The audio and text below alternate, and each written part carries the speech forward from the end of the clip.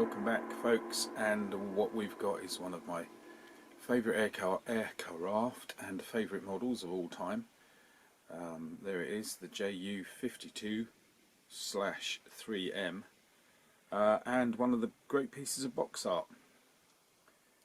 As I mentioned in my little review of one of the books on, I've completely forgotten his name, what a crime, you know, the great Airfix box art fella. Oh, I did a whole program on it and his name's just not there. It's Monday morning.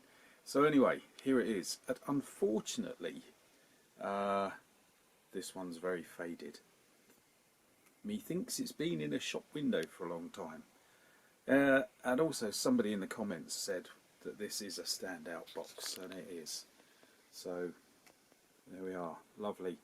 I must now confess that I started this model and then realised I hadn't done any film because I was so excited. I just said, right, today's the day, whipped the lid off and away we went. So I've made some progress. Obviously there's been undercoating, but there's been gluing.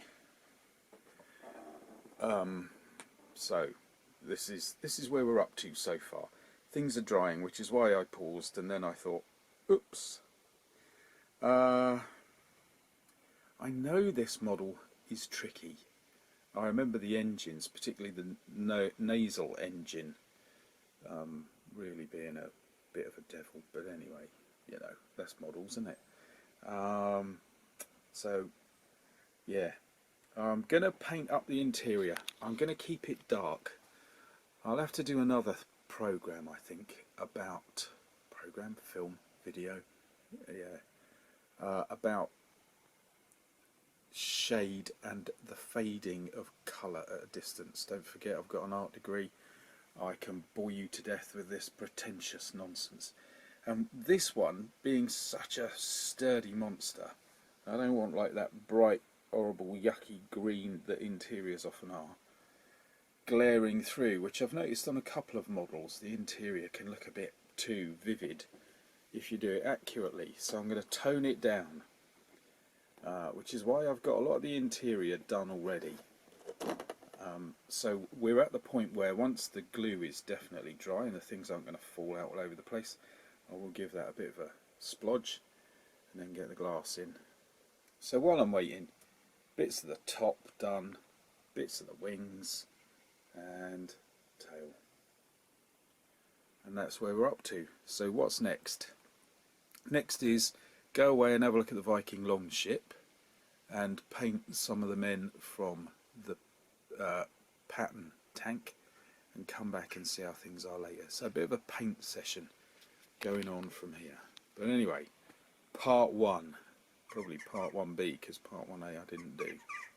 So see what we can do next. Crows are happy, put some stale cake out. So there I was going blah blah blah blah blah blah blah.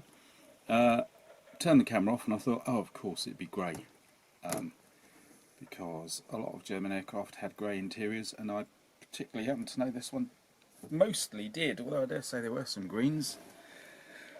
So I got the grey out, and through the viewfinder, this looks green anyway. Believe me, this is grey. Where's the pot? Don't know, might be in my back pocket, might be in another room. Anyway, it's grey. I have painted it grey, and I've done it quite smudgy. I like a bit of texture. Anyway, interior grey, and darker than it should be, for the same reasons I was just blabbing on about a moment ago. I've done the seats brown. I couldn't resist it, they were probably a darker grey, and I did as a kid, and I continue to this day to overthink cockpit interiors because you don't get to see much in the end. And like I say, very often things are just dark. Scaling shadow, or coping with shadow, when light and shade are on a scale of 1 to 1 and everything else is on a scale of 1/72, you can end up with that vividness. So I've darkened everything, kept it simple, and I'm going to put the little men in and then close the whole thing up and say goodbye. Oh, got to put the glassware in as well. Now, if ever a model did need a full-on interior, it's this one, isn't it? It'd be lovely to have a decent floor and a couple of rows of seats. You'd just be able to see them through the windows. I remember as a kid having this model and peering in, and it just did look a bit empty. And a bit of interior adds a little bit of weight to a model. So that's where we're at. Too much rabbiting on about all that stuff. The wings are coming along nicely. There we go. That spot on the backboard is annoying. I've just done that. Right in the middle. Never mind. Here we are on the wonderful stand. I've got the windows in, and I've got the base and the roof on, and I've got the first part of the tail. Some of the glass, some of the windows are a little bit smudgy. Not because I threw Airfix glue around, or Humbrol glue particularly, but because the base plate would not go in, and I had to, I didn't have the roof on at the time, and I had to sort of poke from above and below, and I think I got a little bit of something on a couple of the windows. The roof went on pretty well, but this corner did not want to go, so it's all a bit, the glue's starting to show. Still, I usually do a couple of layers of paint, so I'll mask off the windows and then give it a bit of a going over, and I've obviously got to paint the underside properly.